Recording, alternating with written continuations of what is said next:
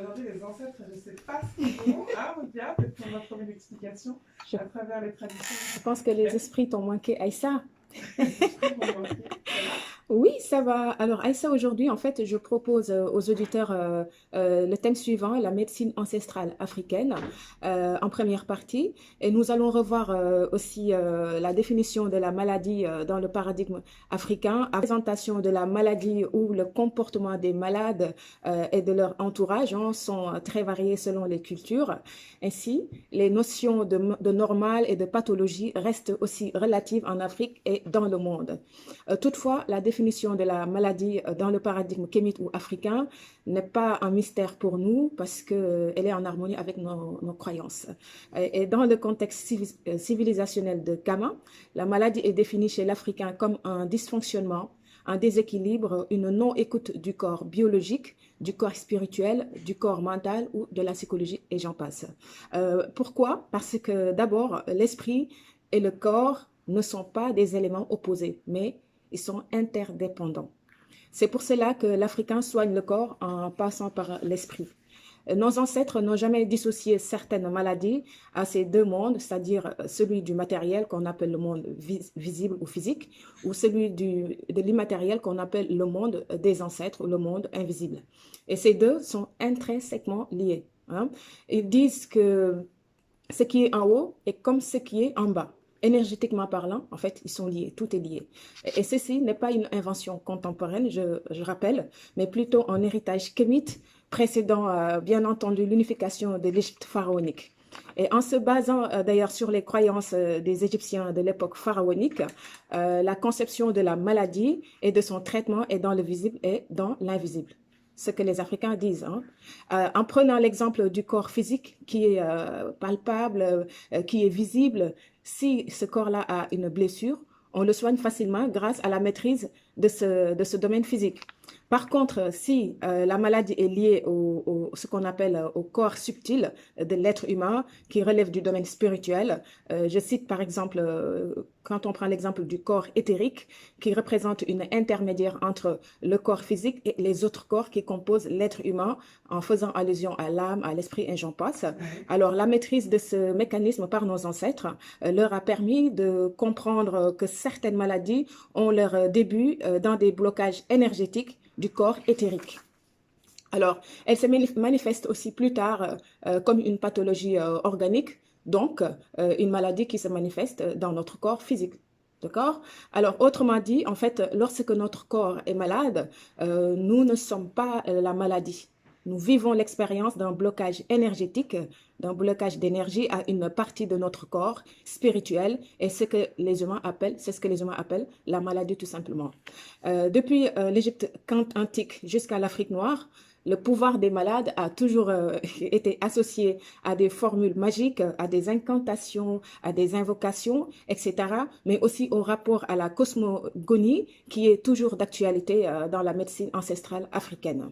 Et de ce fait, l'Africain reste lié à ses ancêtres car il peut lui demander de lui venir en aide, même en cas de maladie, surtout liée au monde spirituel. Alors, c'est une raison majeure pour expliquer, par exemple, le culte des ancêtres en Afrique noire, qui Ouais. est lié à une croyance suivante, c'est-à-dire les morts ne sont pas morts, puisque l'âme est éternelle.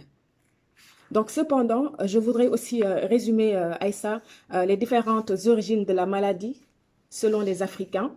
Alors, pour nos ancêtres, les origines de la maladie viennent de trois sphères. Hein. Soit on a rompu une loi de la nature, c'est-à-dire le fait de manger, par exemple, quelque chose qui est pourri, en fait, un fruit pourri ou bien une nourriture pourrie et qui nous rend malade, ou soit on a rompu une loi sociale, ou soit on a rompu une loi divine. Raison pour laquelle, avant de définir un soin, l'Africain commence toujours par un questionnement du malade, ce qu'il a fait, ce qu'il a mangé, afin de pouvoir situer l'origine de la maladie, etc. Alors, le malade, en fait, parce que chez nous, on dit que le malade est toujours fautif dans le sens où, s'il a rompu une des lois que j'ai citées en amont, donc forcément, en fait, la maladie peut venir de là. D'accord? Puis vient s'ajouter la procédure de l'examen physique, c'est-à-dire le fait de palper, le fait d'inspecter, d'ausculter ou de prendre le pouls, et poser aussi un diagnostic et ensuite proposer un traitement adéquat qui peut venir de plusieurs procédés, notamment des plantes médicinales, du massage par exemple, des pratiques spirituelles et j'en passe. Alors ces connaissances sont antérieures aussi à moins 1500 selon le texte de Papyrus qui en parle. Donc, nous constatons que la procédure n'a pas changé car certaines de ces méthodes sont encore utilisées par la famille humaine. Alors, par ailleurs, en dehors des origines de la maladie, nos ancêtres ont aussi répertorié des typologies de maladies qui ne sont pas toutes d'origine spirituelle ou mystique, comme le disent certains, par manque de connaissance de notre paradigme spirituel.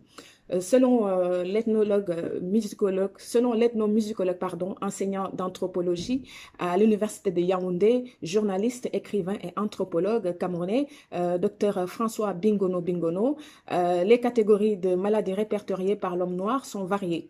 Parmi elles, nous comptons les maladies héréditaires qui restent dans la famille, dans le sang, dans l'ADN. Ouais. Par exemple, dans une famille, on peut trouver beaucoup de personnes qui souffrent de la même maladie de génération en génération. Par exemple, le diabète. Voilà. Alors, nous avons aussi les maladies contagieuses. Ouais. L'exemple, c'est qu'en fait, la personne a fréquenté une malade ou un malade dont sa maladie est contagieuse et puis il chope cette maladie. Ainsi, viennent les maladies naturelles, ce qui peuvent venir par exemple d'excès de consommation de nourriture ou par exemple notre organisme ne supporte pas ce qu'on a consommé. Alors, après, nous venons en fait sur les maladies congénitales. Et dans cette catégorie, Aïssa, nous pouvons rajouter la malformation, par exemple, d'un bébé. Ouais. Donc, les maladies congénitales sont un type de maladie qui peuvent être liées au non-respect des interdits alimentaires. Par exemple, j'écoutais la vidéo de Dr Bingono qui expliquait que par exemple, la consommation de certaines bêtes qui ne sont pas conseillées, surtout pour la femme enceinte, au risque de voir le caractère de l'animal injecter le fœtus. Nous avons l'exemple de la consommation de bêtes à sabots par la femme enceinte à sa naissance. Dr Bingono, il expliquait ça dans une vidéo. Il dit qu'une femme enceinte qui consomme beaucoup de viande de bêtes à sabots, on l'a déjà vu à sa naissance, le bébé peut souffrir en fait de bec à lièvre, c'est-à-dire quand on a une lèvre fendue au milieu, ce qui est prouvé d'ailleurs par la science, parce que c'est des choses qu'on a vues en Afrique. Même s'il y a des gens qui me disent non, c'est pas forcément la raison, mais je sais que ça existe. Alors, ou encore, par exemple, la viande de vipère consommée par la femme enceinte, au moment de ramper à quatre pattes, comme les autres, son bébé risque de glisser comme la vipère. Hein? Ou l'exemple aussi du poisson anguille ici en France, qui a une forme de serpent. Alors, sa consommation par les femmes enceintes et les enfants n'est pas trop recommandée. En fait, on le recommande une fois par 2 mois, d'après mes recherches, parce que cela, en fait, peut créer la forte consommation de ce poisson peut créer plus tard des maladies, des problèmes de santé. Et ensuite, à la fin, nous avons ce qu'on appelle les maladies mystiques qui ont rapport avec le monde invisible.